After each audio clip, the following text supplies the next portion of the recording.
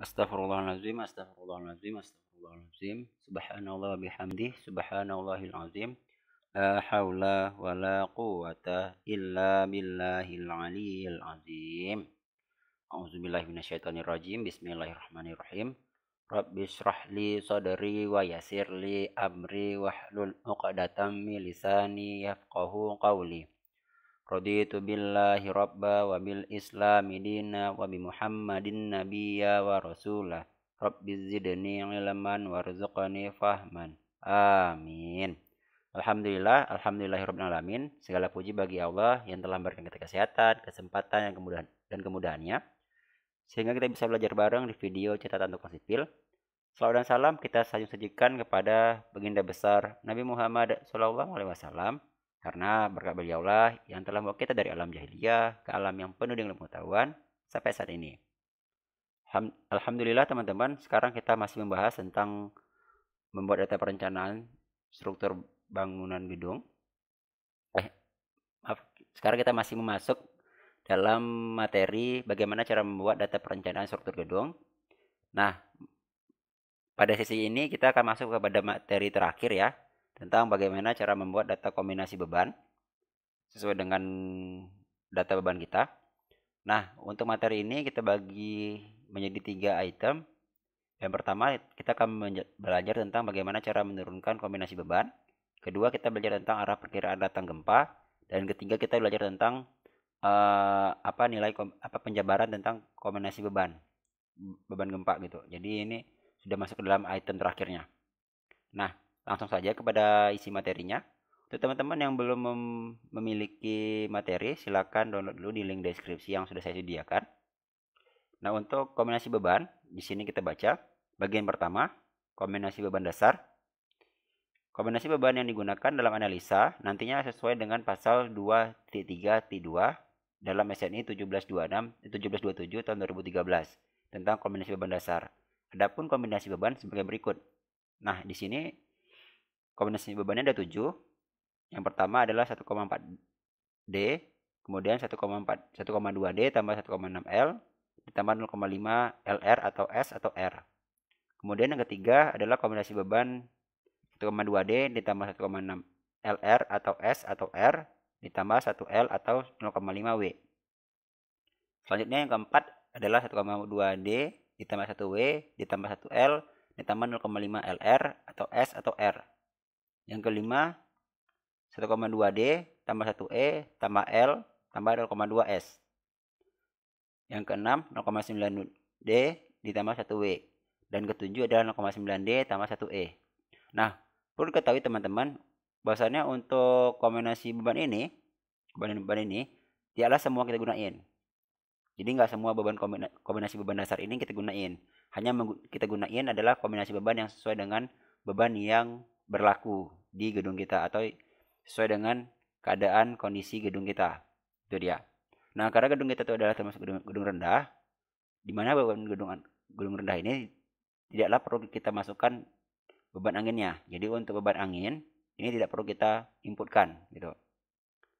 Jadi kombinasi ketiga, keempat, dan keenam ini tidak kita hitung.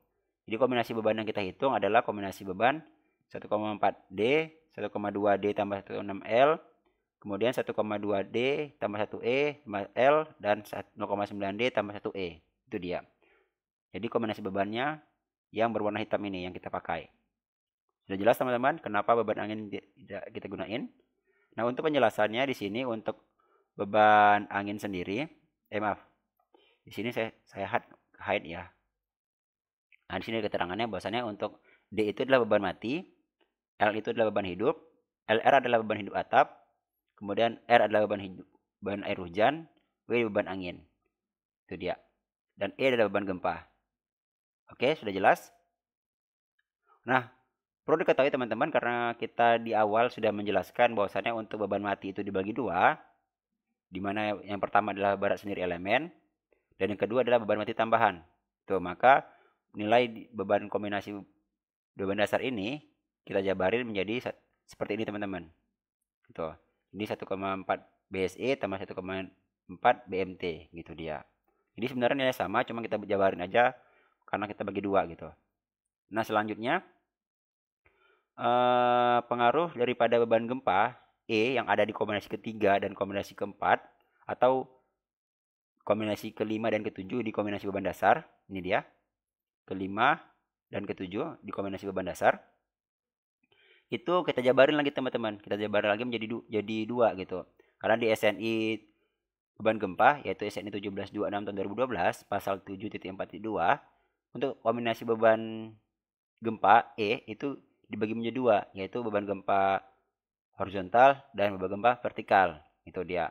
Nah, untuk kombinasi beban yang ketiga ini, beban ketiga atau kombinasi beban 5 dari beban dasar, itu nilai E-nya adalah berasal daripada efek beban gempa horizontal ditambah efek beban gempa vertikal gitu. Jadi yang E yang di sini dia EH tambah EV gitu. Nah, sedangkan untuk nilai kombinasi beban ketujuh yang ini, nilai E-nya ini dijabarin menjadi EH dikurang EV gitu. Jadi dia ada penjabaran-penjabarannya lagi, nggak semerta-merta kita pakai nilai E udah E doang gitu, enggak gitu. Di SN itu emang dijabarin nilai E itu seperti apa gitu dia. Yang pertama kita harus tahu bahwasanya E itu dibagi 2, EH dan EV. EH dan EV. Tuh. Nah, nanti EV itu dibagi lagi, dijelasin lagi, nanti EH itu dijelasin lagi gitu. Nah, untuk penjelasan seperti ini teman-teman. Nah, untuk nilai EH atau efek beban gempa horizontal itu nilainya itu diperoleh daripada rho dikali dengan QE, di mana rho ini adalah redundansi yang kita peroleh di tahap analisis beban ekuivalen ya. Rho kita adalah 1,3. Nah, dia nih. Rho kita dipakai 1,3. Oke. Sedangkan QE ini adalah beban gempa efek horizontal dari nilai gaya geser dasar. V ini adalah gaya geser dasar atau FP, gaya gempa lateral. Nah, selanjutnya untuk gaya gempa vertikal, nih yang vertikal di sini, ini kita jabarin lagi nih teman-teman. Jadi nggak serta-merta juga dia punya penjabaran juga. Nah, ternyata efek gempa vertikal itu nilainya adalah 0,2 dikali dengan SDS kali dengan D. Itu. Jadi 0,2 SDS kali D. Jadi untuk perlu ketahui teman-teman, nilai gempa vertikal itu masuk kepada akan mempengaruhi daripada beban gravitasinya berupa beban mati, beban hidup dari gedung yang dari beban yang ditahan oleh gedung gitu. Nah, untuk nilai SDS juga kita sudah mendapatkannya. Jadi untuk data perencanaan untuk penjabaran beban gempa kita sudah memperoleh semuanya ya, baik itu dari rho atau dari nilai SDS. Nah, selanjutnya kita mempelajari tentang arah beban gempa itu berdasarkan pasal 12.6.3.3, di mana prosedur spektrum respon dalam SNI 1726 tahun 2012, yaitu analisa spektrum respon yang digunakan untuk menentukan perpindahan rencana total dan perpindahan maksimum total harus menyertakan model yang digetarkan bersamaan atau simultan oleh 100% gerak tanah di arah kritis dan 30% dari arah gerak tanah horizontal. Nah, ini sebenarnya sudah kita jelaskan di perencanaan beban gempa respon spektrum. Ini dia. Ya. Di mana gedung itu menerima 100% dari arah gempa kritis dan 30% dari arah gempa tegak lurusnya. Nah, sekarang kita jabarin lagi nih teman-teman. Gak cuman sekedar arah kritis itu apa ya, X. Atau arah kritisnya apa ya, Y. Gak gitu doang, kita jabarin lagi gitu. Kita jabarin sampai diperoleh hasil yang maksimum gitu. Nah, maksudnya seperti apa? Seperti ini teman-teman. Kelewatan. Nah, ini dia.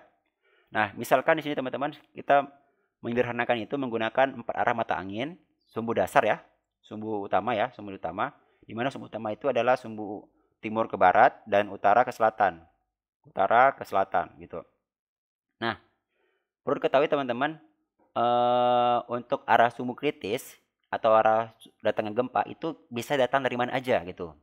Bisa dari arah timur ke barat, utara ke selatan. Bisa dari mana aja. Jadi jangan sampai nanti berpikiran bahwasannya oh ini kita ambil arah sumbu utamanya itu dari arah barat aja gitu. Enggak. Tuh, jadi bisa dari 4 arah sendiri gitu. Jadi bisa dari arah utara ke selatan atau selatan ke utara gitu. Atau dari timur ke barat atau barat dari ke timur. Jadi nggak cuman satu arah doang gitu. Nah, perlu diketahui juga bahwasannya untuk masing-masing arah ini mempunyai nilainya. Untuk dari arah timur ke barat itu bernilai plus karena dari negatif ke positif. Sedangkan dari arah barat ke timur bernilai minus karena dia ke kiri gitu. Sedangkan untuk dari arah selatan ke utara itu bernilai plus nilai Y-nya. Kemudian untuk arah utara ke selatan itu bernilai minus nilai Y-nya. Itu dia. Jadi kita di sini punya 4 arah dan juga mempunyai nilai masing-masingnya. Nah, kemudian dari arah ini kita kombinasikan ya teman-teman. Kita kombinasikan arahnya itu misalnya arah pertama kita pakai sumbu arah X baratnya plus. Nanti yang kedua kita pakai arah sumbu X-nya itu minus utamanya. Nanti kita ubah lagi arah sumbu utamanya itu plus Y-nya yang utamanya. Nanti kita pakai juga arah sumbu utamanya Y-nya minus. Nah, akibat daripada kombinasi arah-arah gempa ini, dari arah-arah kombinasi datang gempa, itu menghasilkan banyak sekali turunan arah gaya datang gempa gitu. Itu dia teman-teman. Jadi kalau ada orang pertanyaan, "Bang, kenapa sih kita harus banyak menggunakan arah gaya datang gempa?" gitu. Jawabannya itu adalah karena gempa itu tidak dapat diprediksi dari mana dia datang. Bisa dia datang dari arah sumbu timur ke barat atau dari utara ke selatan gitu. Jadi nggak ada yang tahu pasti. Nah, jadi kita buat prediksi bahwasannya arah datang gempa itu berasal dari arah utama sumbu utama gitu. Nah, di sini juga nggak menutupi teman-teman bahwasannya gempa itu bisa datang dari arah sumbu diagonal. Itu seperti yang di sebelah kanan ini diagonal. Jadi dia nggak mesti selamanya dari utara, bisa dari diagonal seperti ini. Kalau kita lihat, ini diagonal.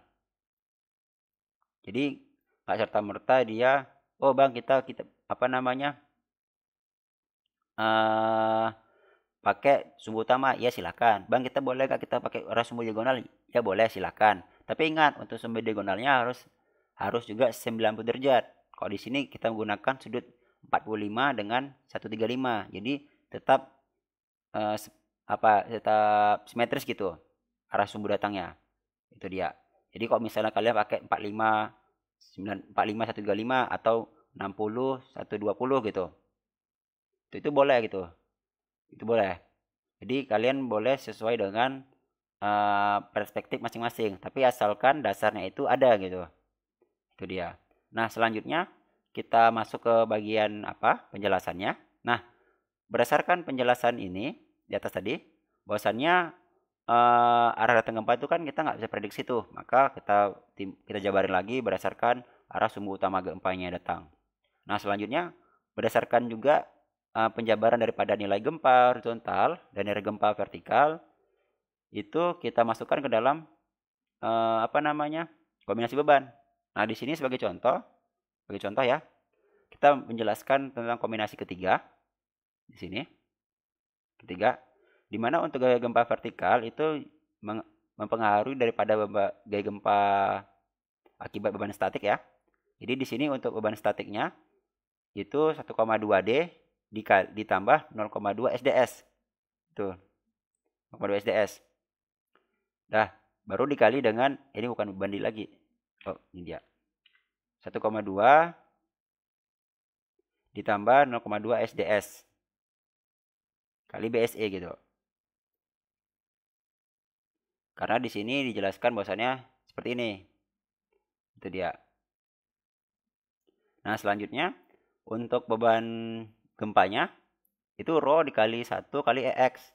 Dan karena kita punya dua arah, EX dan EY, maka EY-nya adalah 0,3 kali rho kali EY gitu. Jadi seperti ini teman-teman. Nih. Kita tandain. Tuh. Nah, jadi ini efek gempa arah X-nya, daerah sumbu utama. Kemudian dari daerah tegak lurusnya seperti ini 0,3 Y. Nah, hasil daripada penjabaran ini kita masukkan dalam tabel. Kalau misalnya kita lihat di sini teman-teman, di sini ada ilustrasinya sedikit. Jadi 100% dari arah sumbu utama itu nilainya plus, maka dari kiri ke kanan nilainya plus ya. Ini dia nilai plus. Kemudian untuk dari arah sumbu arah Y-nya tegak lurusnya itu diberi nilai plus juga, berarti dari bawah ke atas itu dia. Dari bawah ini ke atas ini. Jadi sama-sama plus. Nah, jadi ini maksud daripada penjabaran rho kali 1EX tambah rho kali 0,3 IY. Itu dia. Jadi kita harus jelasin arah datang gempanya seperti apa gitu. Nah selanjutnya kalau teman-teman lihat di sini saya sudah menjelaskan memberi penjelasan serta menjabarkannya serta memberikan penjelasan berupa gambar arah datang gempa. Ini untuk memudahkan ya. Nah, untuk memudahkan juga di sini saya juga sudah merangkumnya dalam bentuk tabel. Di mana tabel ini untuk penjabaran daripada kombinasi beban gempa untuk yang kombinasi beban 5 ya. Ini kombinasi beban 5 ini. Yang kelima itu sebanyak 8 buah dan untuk kombinasi yang ketujuh juga 8 buah. Jadi total daripada kombinasi adalah 18 buah. Itu. 2 yang statik dan 8 yang 18 yang dinamik. Dinamik yang gempanya gitu. Itu dia. Jadi kalau kita lihat di sini 1,2 ditambah 0,2 kali SDS. Itu. Jadi nilainya menjadi seperti ini teman-teman. 1,321. Dan untuk nilai gaya gempa arah X-nya menjadi 1 dikali 1,3 dikali dengan nilai EX. Karena X di sini kita bilang 1, maka 1,3 hasilnya. Sedangkan E-nya 0,3 dikali dengan 1,3 menjadi 0,39. Nah, seperti itu teman-teman. Jadi kalau misalnya teman-teman yang kurang memahami, Bang, ini kenapa sih jadi banyak seperti ini? Coba deh teman-teman buat deh arah sumbunya nih. Arah sumbunya berdasarkan ini atau teman-teman pahami lagi maksud daripada gambar ini. Karena gambar ini akan menyatakan arah sumbu datang gempanya. Itu jadi bukan cuma gambar doang gitu. Jadi juga ada maknanya gitu.